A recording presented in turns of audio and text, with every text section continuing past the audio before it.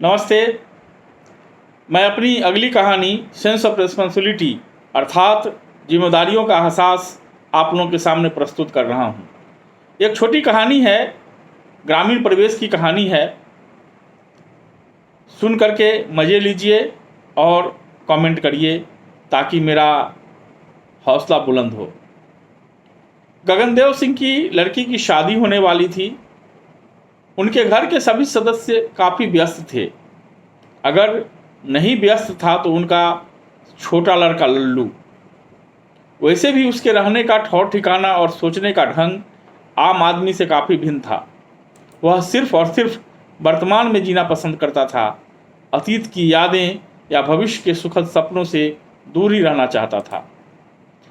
बीत गई सो बात गई और कल क्या होगा कौन जानता है। अपने सिद्धांत के अनुसार ही उसकी मौज मस्ती, मटरगस्ती, गांजे भांग के साथियों से मिलना जुलना, गांव के भौजाइयों से हंसी ठट्ठा करना, चौक चौराहे पर लंबी लंबी गप्पे हाँकना बदस्तूर जारी रहता था। वह हमेशा जॉली मूड में रहता था। उसे कोई चिंता नहीं कहाँ क्या हो रहा है। आम दिनों की भांति घर आकर प्रेम से खाता और घोड़ा बेचकर सुबह 8 बजे तक सोता। उसका बाप तो उसे बहुत ही परेशान था, लेकिन करे तो क्या करे। जवान बेटा लंपट हो गया। कुछ कहा और गुस्से में कोई गलत कदम उठा ले तो बुढ़ापे में लेने के देने पड़ जाएंगे। यही सोचकर गगनदेव सिंह कुछ न कहते थे, लेकिन माँ से अक्सर उसकी बहस हो जाती थी। मगर लल्लू गंभीरता से कभी कुछ अपने ऊपर लेता ही नहीं, मानो वह इस दुनिया का आदमी ही नहीं हो। बात को तो यूं हवा में उड़ा देता मानो वह एक संवेदनहीन प्राणी हो। और दिनों की भांति आज भी लल्लू चौक पर पहुंचकर चाय की दुकान में बैठ गया। आते जाते लोगों से परिचय करने में उसे महारत हासिल था। पढ़ाई लिखाई में तो गोल, लेकिन हमेशा इंटेलेक्चुअल गप्पे हाँकता रहता था। अपरिचित व्यक्ति उसकी अंग्रेजी मिश्रित हिंदी सुनकर ही सोचते कि कल का यूनिवर्सिटी टॉपर आज बेरोजगारी का शिकार है, दर की ठोकरें खा रहा है। घर से निकलते वक्त माँ ने लल्लू की हथेली पर 100 रुपए का नोट और एक पर्ची डाल दिया था और बोली, नरौली हाट चले जाना और इस पर्ची में लिखे सामान खरीद कर ले आना। घर में दूर दूर से आकर लोग मार्केटिंग कर रहे हैं, शादी की तैयारी में जुटे हैं, और एक तू है कि कोई फिक्र नहीं। लोक लज्जा का भी तो ख्याल रख और अपनी छोटी बहन की शादी में कुछ तो कंट्रीब्यूशन कर। लल्लू आज बहुत ही खुश है। पहली बार माँ ने उस पर भरोसा किया और कुछ करने की जिम्मेदारी सौंपी है, अन्यथा सभी तो उसे निकम्मा और निहायत ही एक गैर जिम्मेदार व्यक्ति मानते थे। उसे अपने जीवन में आज पहली बार यह महसूस हो रहा था कि माँ सचमुच में महान होती हैं। वह जीवनदायिनी ही नहीं, भाग्य विधाता भी होती हैं। सबसे पहले माँ ने ही उसकी योग्यता को परखा और उस पर भरोसा किया है। वह अवश्य ही माँ के भरोसे पर खरा उतरेगा और अपनी छोटी बहन की शादी में भरपूर कंट्रीब्यूशन करेगा। किसी को शिकायत का मौका नहीं देगा। आज वह अपने अंदर एक अभूतपूर्व परिवर्तन को महसूस कर रहा था। चौक पर आकर अपने मित्रों से 10 बार कह चुका था कि आज उसे नरौली हाट जाना है। दुकान में बैठे बैठे बार बार जेब टटोल रहा था और जेब से सामान की पर्ची निकालकर उसमें अंकित सामान की कीमतों का आइडिया ले रहा था। दुकानदार मित्र को कह दिया था कि ठीक 4 बजे उसे याद दिला दे कि उसे नरौली हाट जाना है। भूल न जाना, आज हर हाल में हाट जाना ही है। उस वक्त दिन के 11:30 बज रहे थे और 4 बजने में अभी काफ़ी देर थी। जिम्मेदारियों के बोझ से मानो वह आज दबा जा रहा था। बार बार लोगों से टाइम पूछ रहा था। वह अपने आप को काफ़ी उतावला और व्यग्र सा महसूस कर रहा था। इतने में उसके मित्र मंडली के अन्य सदस्य दीनू झा, मुन्ना उस्ताद और साइकिल मिस्त्री चरण सिंह आदम के। लल्लू को अकेला बैठे देख दीनू झा बोले, अरे यार चल 1-2 हाथ हो जाए। लल्लू बोला, नहीं यार, आज मुझे हाट जाना है। दीनू झा उत्सुकता भरे स्वर में बोला, हाट जाना है? क्या कोई खास बात है? लल्लू उत्तर दिया, हाँ यार, परसों शर्मिला की शादी है ना, कुछ लोकल मार्केटिंग करनी है। सभी लोग अपने अपने हिस्से की मार्केटिंग कर चुके हैं, सिर्फ मेरे हिस्से का बाकी रह गया है। मुन्ना उस्ताद गंभीर स्वर में बोला, आज तुम्हें अपनी जिम्मेदारी का एहसास हो रहा है। रियली अब तुम में सेंस ऑफ रिस्पॉन्सिबिलिटी आ रही है। लल्लू बोला, तो क्या अब तक मैं इररिस्पॉन्सिबल था? इस बार चरण सिंह ने कटाक्ष किया, नहीं यार, इररिस्पॉन्सिबल और तुम कदापि नहीं। मैंने तो तुम्हारे जैसे रिस्पॉन्सिबल व्यक्ति आज तक नहीं देखा। समय से चौक पर आना, समय से घर जाना, डिसिप्लिन में रहना, किसी से कोई लड़ाई झगड़ा नहीं, दूसरों के दुख को अपना दुख समझना, समय का अनुपालन करते हुए गांजा भांग का सेवन करना, इतना सब कुछ मेंटेन करना कोई गैर जिम्मेदार व्यक्ति कर सकता है? लल्लू बोला, अच्छा अच्छा रहने दे, बहुत हो गया मस्खरेबाजी। साले तूने तो इसके अलावा और कुछ आता ही नहीं, जब देखो चमचागिरी करते रहते हो। इस पर दीनू झा बोल पड़े, अमा यार, हॉबी भी कोई चीज़ होती है। इस पर सभी मित्र ठठाकर हंस पड़े।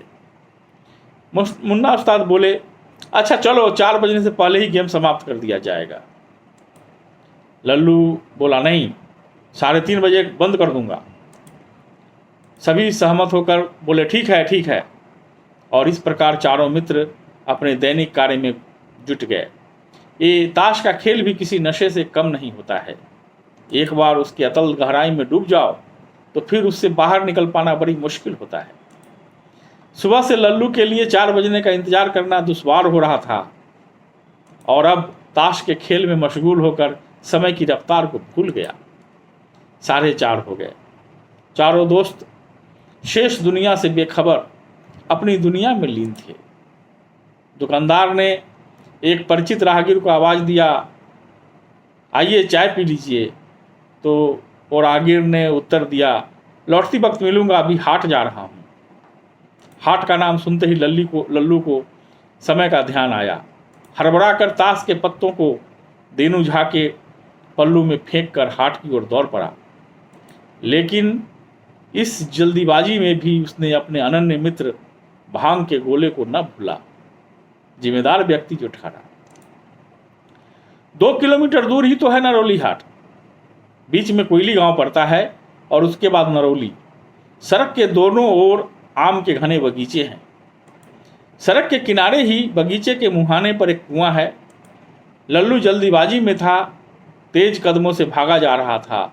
उसने देखा कुएं के पास कुछ लोग किंग करते हुए मुहूर्त सा खड़े हैं और कुछ औरतें अपनी छाती पीटती हुई बेजार रोए जा रही है। तब तक भांग के गोले ने भी अपना असर दिखाना शुरू कर दिया था। लल्लू को किसी अनहोनी दुर्घटना का एहसास हुआ। उसके अंदर कोमल हृदय और हृदय में सोशल सर्विस की भावना कूट कूट कर भरी हुई थी। भांग का नशा उसके इस भावना को और भी इम्फैटिक बना दिया था। आओ देखा न ताओ, बस एक ही छलांग में कुएं तक पहुंच गया। औरतों के रोने का सबब जाना। छाती पीटते एक औरत रोते हुए बोली, हाय हाय, मेरे बकरी का बच्चा, मेरे बकरी का बच्चा डूब गया। लल्लू ने कुएं में झांक कर देखा। बकरी का बच्चा पानी की सतह पर तैर रहा है। लोग उसे निकालने का भरसक प्रयत्न कर रहे हैं। टोकरी को रस्सी के सहारे बांधकर नीचे लटकाया गया है, लेकिन बच्चा उसमें नहीं आ रहा है। वह भूल गया कि उसे हाट जाना है। बहन की शादी हेतु मार्केटिंग करनी है। जिस पल के लिए उसने दिन भर बेसब्री से इंतजार किया था, वह समय बीता जा रहा है। लल्लू के जेहन में बकरी के बच्चे को कुएं से निकालने की तरकीब के नए नए तरीके बड़ी तेजी से आ रहे थे। अचानक लल्लू को क्या सूझा क्या ना, एक रस्सी मंगवाया, कुएं के जगत में बांधा और रस्सी पकड़कर कुएं के अंदर उतर पड़ा। करीब 20 फीट नीचे गया होगा कि रस्सी समाप्त हो गई। पहले से लटकाई गई टोकरी वाली रस्सी जल की सतह को छू रही थी, जबकि अभी वह जल की सतह से 3-4 फुट ऊपर था।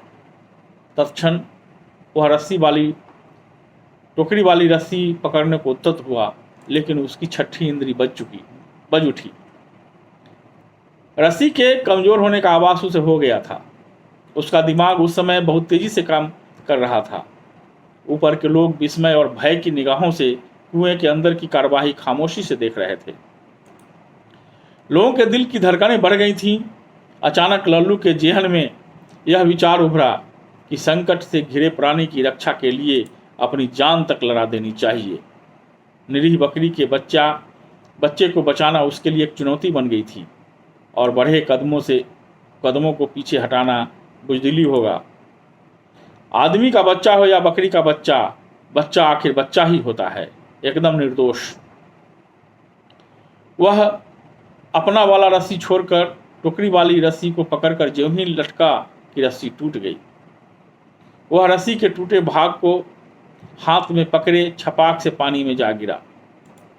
बकरी का बच्चा, जो अब तक कभी कभार बोलता था, अब पानी की सतह पर बड़ी तीव्र गति से तैरने लगा और जोर जोर से मिमियाने लगा। ऊपर की खामोशी टूट गई। लोग हाहाकार कर उठे, और इधर लल्लू कुएं के अथाह जलराशि के अंदर।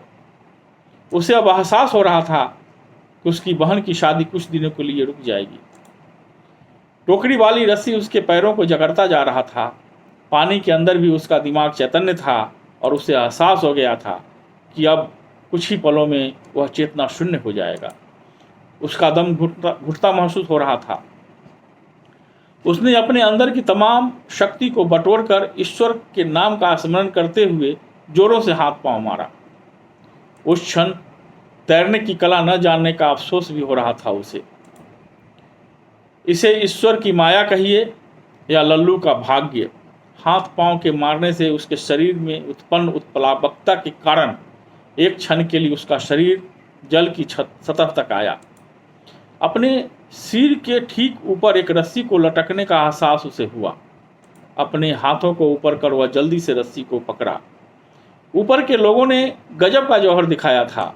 एक मजबूत रस्सी कहीं से लाकर कुएं में डाल दिया था। हाथ में रस्सी के आ जाने से उसकी जिंदगी के दिए फिर से जल उठे। भांग का नशा काफूर हो चुका था, और वह मौत के बहुत करीब से गुजर कर वापस आ गया। जीवन का अवलंब अब उसके हाथों में था। बकरी का बच्चा अब भी बड़ी तेजी से नाचता हुआ मिमिया रहा था। उसने बाएं हाथ से बकरी के बच्चे को अपने बगल में दबाया और दाएं हाथ से रस्सी को पकड़कर ऊपर के लोगों को खींचने को कहा। ऊपर वाले रस्सी खींचने लगे। उफ, कितनी कठिन यात्रा थी वह। हाथ छूटना चाहता था। बकरी का बच्चा अलग छटपटा रहा था, चिल्ला रहा था। बेचारा करे क्या करे। दो जिंदगियों का सवाल था। आखिर कठिन प्रयासों के बाद लोग रस्सी ऊपर खींचने में कामयाब हो ही गए। औरतों का रोना पहले से कहीं ज़्यादा हो गया था। कुछ छाती पीट रही थी और लल्लू को इस गैर जिम्मेदाराना हरकत के लिए बुरा भला कह रही थी। कुछ बकरी के बच्चा और आदमी के बच्चा में अंतर समझाने लगे। उसके पैंट फट गए थे, हाथ लहूलुहान हो गए थे, पूरा शरीर भीग चुका था। जेब में हाथ डाला, रुमाल निकाला, हथेली में लगे खून को पोंछा। पास के एक आदमी से समय पूछा। 6 बजने को थे। दूसरे जेब में हाथ डाला। पैसा और पर्ची मौजूद था। लोगों की भीड़ लगातार बढ़ रही थी। लोग उस व्यक्ति को देखना चाह रहे थे जिसने अजूबा करतब कर दिखाया था। अचानक ही लल्लू भीड़ को चीरता हुआ भीड़ से बाहर निकला और बेतहाशा नरोली हाट की ओर भाग खड़ा हुआ। लोग आश्चर्यचकित हो उस ओर देख रहे थे जिस रास्ते से लल्लू अभी अभी भागा था। कुछ लोग अभी तक किंकरते में मुमूर थे और कुछ लोग बोल रहे थे इररिस्पॉन्सिबल। कहानी समाप्त हो जाती है। छोटी कहानी थी। अच्छा लगे तो मेरे चैनल को सब्सक्राइब करिए। धन्यवाद।